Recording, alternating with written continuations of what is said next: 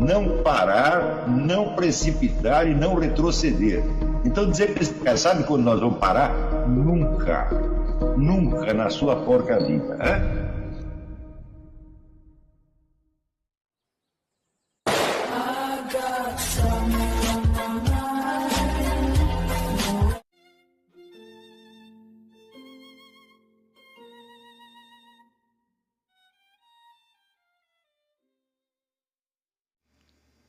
E aí pessoal, tranquilo? Então vem aqui antes do vídeo começar, pedir para vocês se inscreverem, quem não for inscrito, compartilhar, curtir, comentar. Quem puder seja membro do canal, que isso ajuda bastante. Tem também o link do Apoia-se. Quem puder ajudar nosso canal e apoiar financeiramente vai ser muito bem-vindo. Mas o mais importante é transmitir o conteúdo e os conhecimentos do professor Olavo de Carvalho para mais e mais brasileiros. Então compartilhe e ajude aí nossa causa. Muito obrigado a todos os membros, apoiadores do canal. Fico muito feliz. Tenho certeza que a gente está no caminho certo. Então fiquem com o vídeo e até mais. Valeu!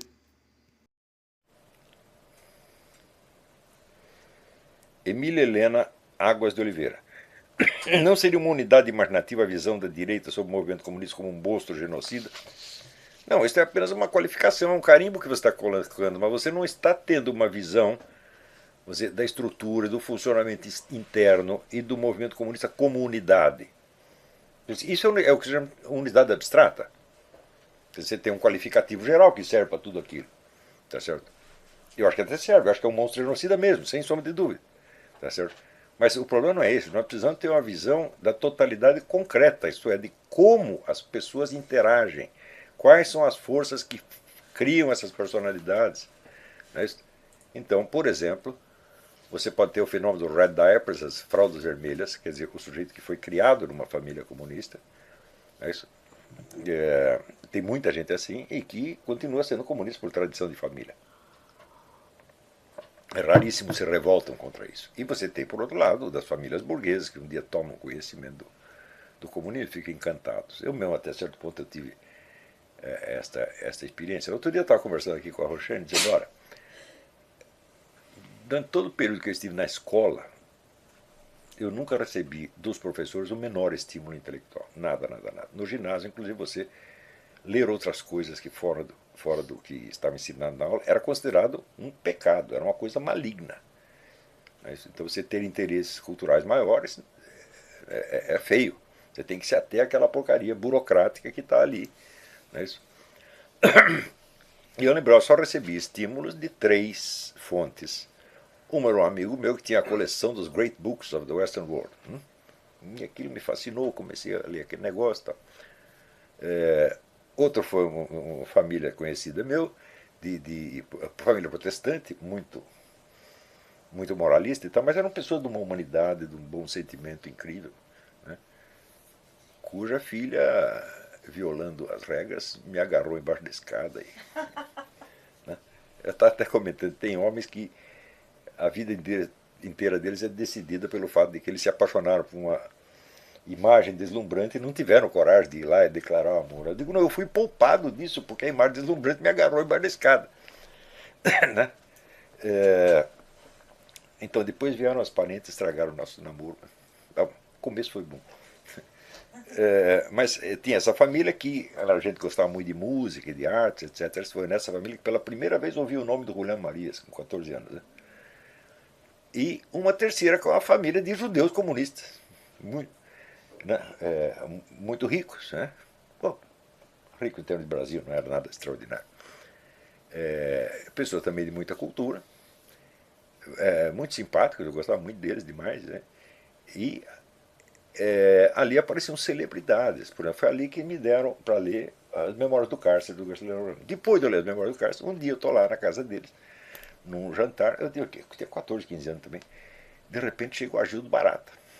O Agildo Barata era o herói da Revolução de 35, né? Tem cenas incríveis, mostra a bravura do Agildo Barata ali na Memória do Cárcere. De repente chega o homem já caquético, quase carregado, o Agildo Barata. Então era um mito, né? Depois chegou o Mário Schemberg, né? Então vários mitos comunistas apareceram dentro dos meus olhos. Tudo isso, claro, teve um impacto tremendo. Né? Eu não sei se o menino, meu amigo, filho dessa família, continuou na linha comunista ou não, mas provavelmente sim. Então, o que está faltando, vamos dizer, não é você ter uma imagem geral abstrata, como monstro genocídio. Isso. Essa imagem abstrata, a direita está cheia delas.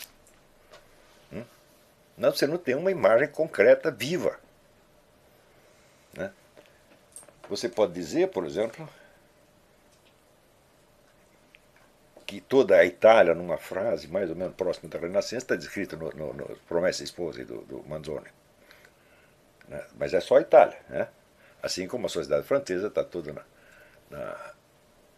na comédia humana. De algum modo, toda a Alemanha do pré-guerra está na obra inteira do Jacob Wasser. Né? E você tem outros romances onde, às vezes, você condensa num símbolo realidades imensas da história mundial. No Montanha Mágica, do Thomas Mann, que é toda assim, uma disputa entre dois gurus que pretendem conquistar a consciência do jovem personagem. Né? Então, um deles é um maçom liberal e o outro é um jesuíta comunista. Eu digo, mas meu Deus, isso é quase literal o que vai acontecer depois. Não é isso? Nós temos aí o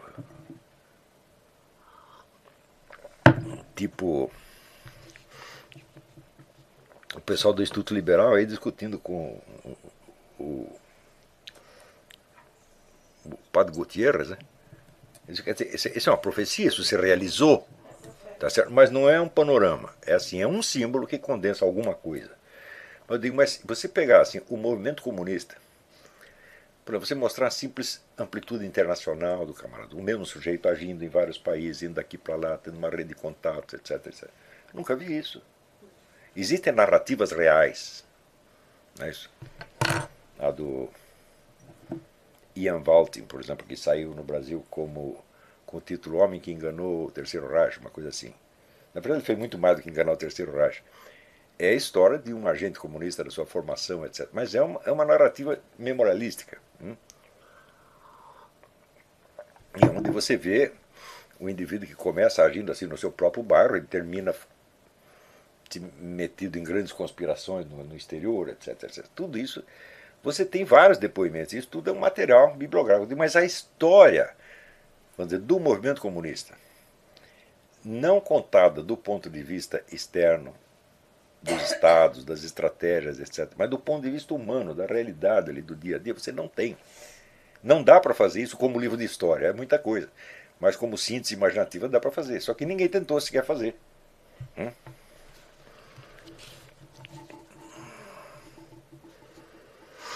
Marco Antônio. Professor, quando Nossa Senhora de Fátima fala de erros da Rússia espalhando-se pelo mundo, é correto pensar que se trata do movimento comunista centralizado na KGB, FSP? Sem sobre dúvida, só que hoje os erros não são mais os clássicos, os erros ideológicos da doutrina comunista. Isso é outra coisa completamente diferente. É falsidade. Por exemplo, todo este moralismo cristão do Putin é obviamente falso, porque ele condena os males, mas promove aqueles que o produziram. Quer dizer, é uma coisa tão obviamente hipócrita que só um jumento, tipo Júlio Sonzera, que pode cair numa coisa dessa e acreditar que o Putin está com grandes intenções, que é um grande líder cristão, etc, etc. Então, eu acho que os erros da Rússia não acabaram ainda. Você vê, no século XIX, antes que o movimento comunista alcançasse alguma grande projeção na Rússia, os russos, muitos escritores, filósofos russos já tinham esta ideia de que no século XX a Rússia seria a grande mensageira cristã para o mundo. Vladimir Solovyov, o grande filósofo, acreditava nisto. E daí se viu que raio de mensagem cristã que veio exatamente o contrário. Então agora, você vê, depois da queda da União Soviética, muitos autores, pensadores russos, como o próprio Dugin, começaram a reestudar este material do messianismo russo e acharam que isso podia inspirá-los de alguma maneira. Tá certo? Então agora não estamos mais oferecendo o comunismo ao mundo, nós estamos oferecendo o cristianismo. Só que são os mesmos agentes comprometidos com o mesmo esquema. Tá certo? Então assim, mudou o discurso. Mas ainda é uma falsidade.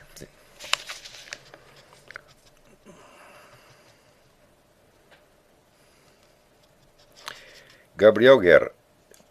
Tendo em vista que só se vence completamente aquilo que se substitui, poderia-se dizer que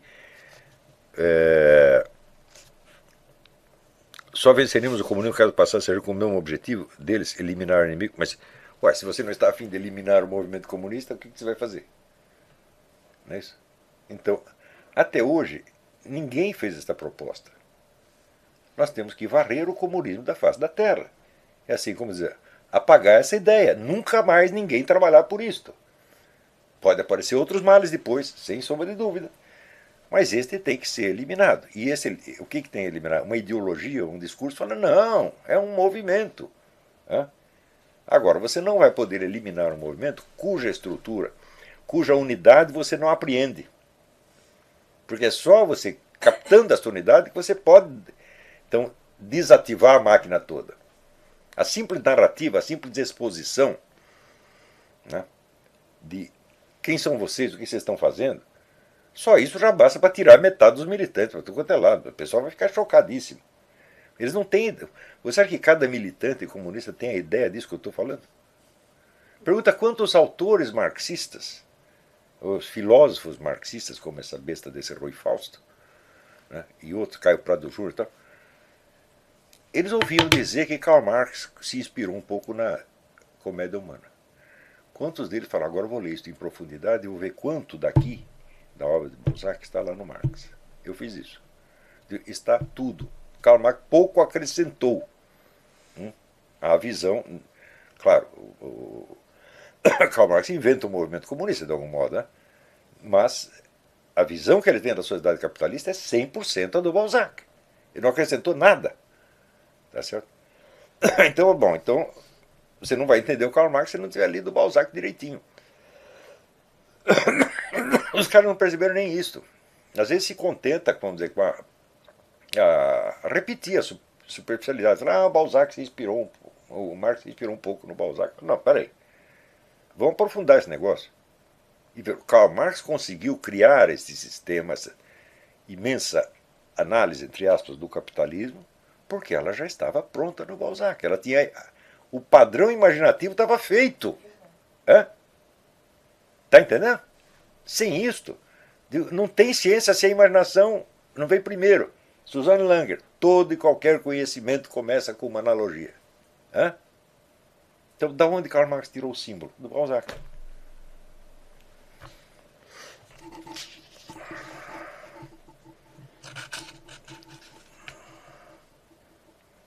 Essa pergunta foi do Gabriel Guerra, né?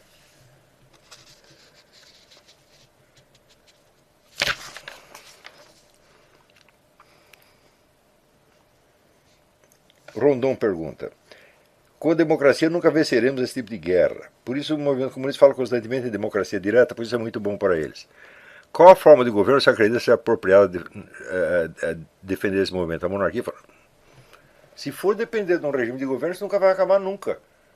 Nós temos que começar na guerra cultural. Em qualquer regime que você esteja, você pode ver numa democracia, numa ditadura fascista, numa democracia, numa ditadura comunista. O que impede você fazer o trabalho da imaginação? E dar o lance, começar a dar o lance decisivo da guerra cultural.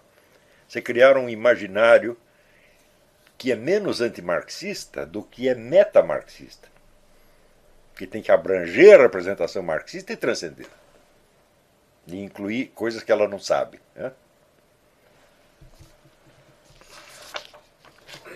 Bom, muito bem. Eu acho que nós vamos ter que parar por aí. Já foi longe demais, né?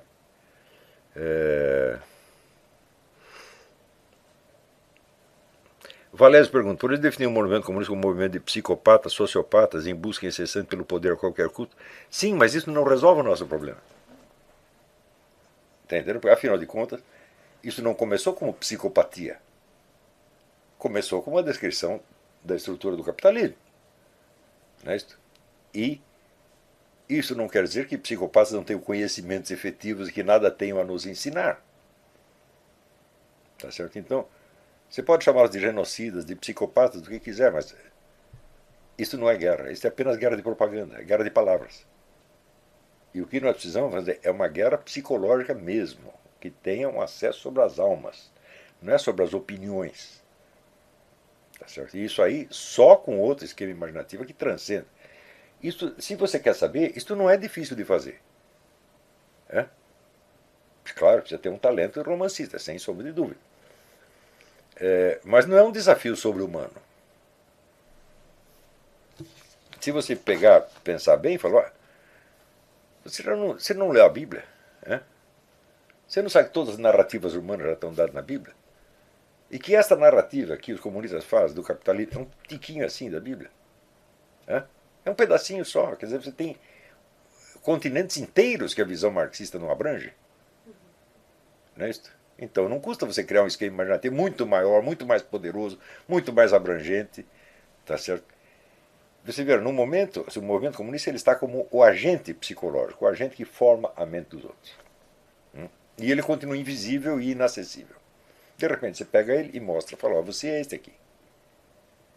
E você, na verdade, você pensa que você é o autor da narrativa, mas você é apenas mais um personagem. E você está dentro de uma narrativa que você mesmo não entende. Está entendendo? A hora que fez isso, você tirou completamente a força dele. Acontece que ninguém fez.